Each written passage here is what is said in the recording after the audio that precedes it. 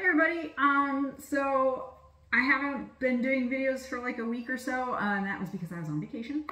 While I was on vacation, I had the pleasure of reading this book. It is The Butchering Art by Lindsey Fitzharris, and it was fascinating. So it's basically about the beginning, it's about Joseph Lister and how he, made surgery more closely resemble what it is today, with his like sterilizing techniques and stuff. And it was just really super fascinating. I worked for about 4 years in surgical pathology, and so I found surgery fascinating, and especially like this time period, like the mid 1800s. I mean, the history of medicine is really interesting anyway, but especially surgery. And it starts out talking about what surgery was like right when they discovered anesthetics. So ether was used, and James Liston was the first, I think, to use it in Britain. In the US, people have been using it a little bit here and there for like dental stuff. And he actually used it for surgery for the first time. And Joseph Lister was there in the audience when he did that. And so it was just, and that as a medical student, as a surgical student, and just really, really interesting about like just how, things that we take for granted today, in terms of, cleanliness and, like even just cleaning instruments, like sterilizing instruments in between patients and procedures, things that they just didn't do, they didn't know what germs were. They didn't know, what bacteria was. They just, they were like, whatever. And before anesthetics, people were awake for their surgeries. It was like the absolute last resort it was the last thing you wanted to do, because one, it was insanely painful, because you were awake for it. And two, your chances of infection afterwards were ridiculously high, because they didn't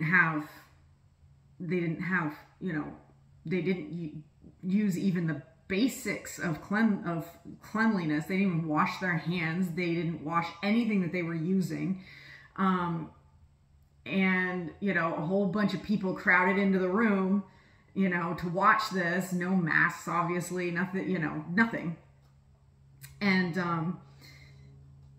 it was like the surgeons were, their swiftness in removing limbs or whatever, which is mostly kind of what surgery was at the time.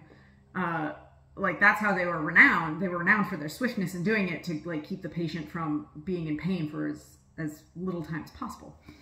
And so then once they discovered anesthesia, they were like, oh, we can do this without pain. Like the patient doesn't know that they're being cut open. But they didn't do, so it was mostly limb removals essentially, or like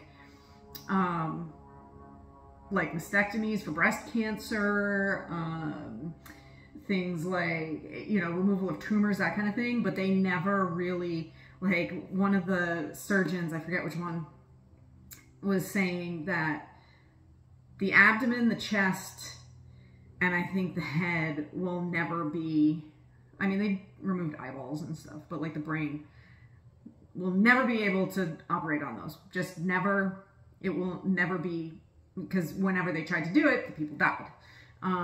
And so they just kind of like left it up to, it's never going to happen. We'll never be able to operate on those areas of body. So like I said, it was mostly like limb removals and stuff. And so once anesthetics were discovered and ether was starting to be used and they were putting patients to sleep, then surgery kind of exploded and more people got it because it wasn't painful anymore. However, more people ended up dying because they still were not, you know, they weren't following basic hygiene, essentially, in the surgical suite.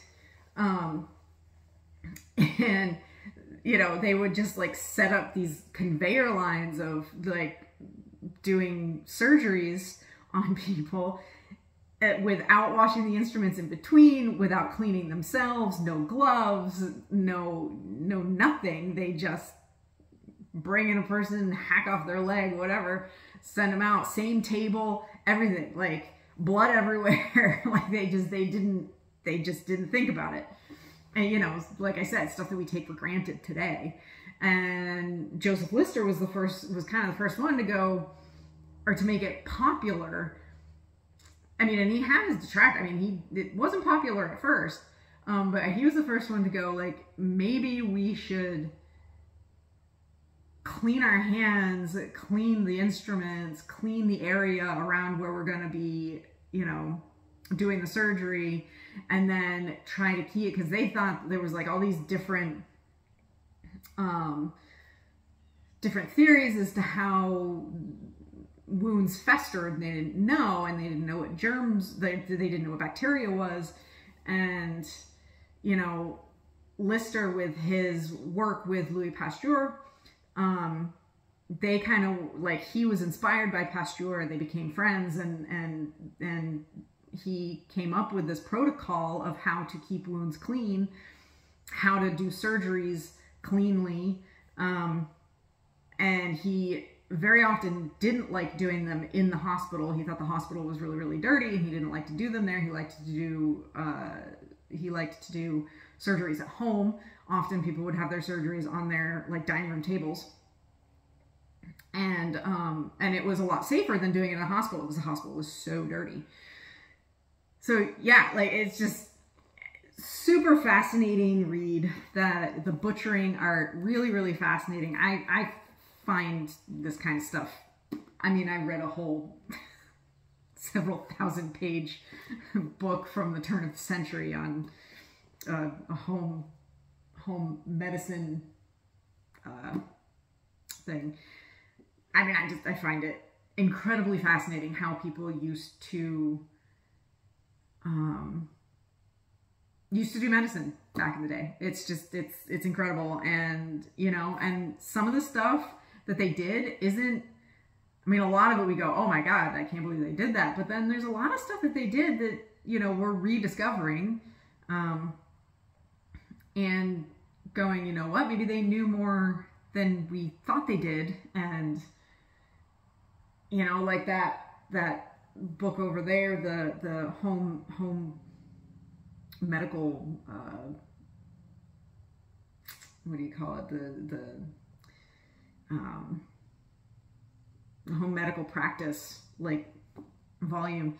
It, I mean, it's a lot of diet to keep people healthy.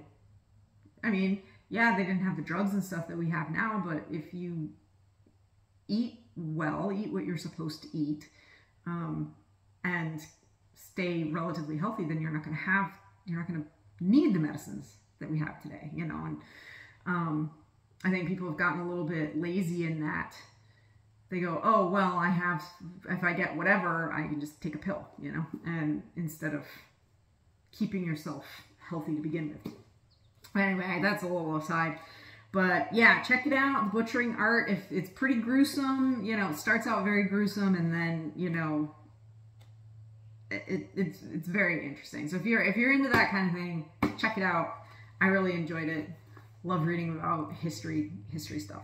So anyway, I hope you enjoyed this. If you did, hit the like button, share it, subscribe, and I will see you all tomorrow with a new video. Bye.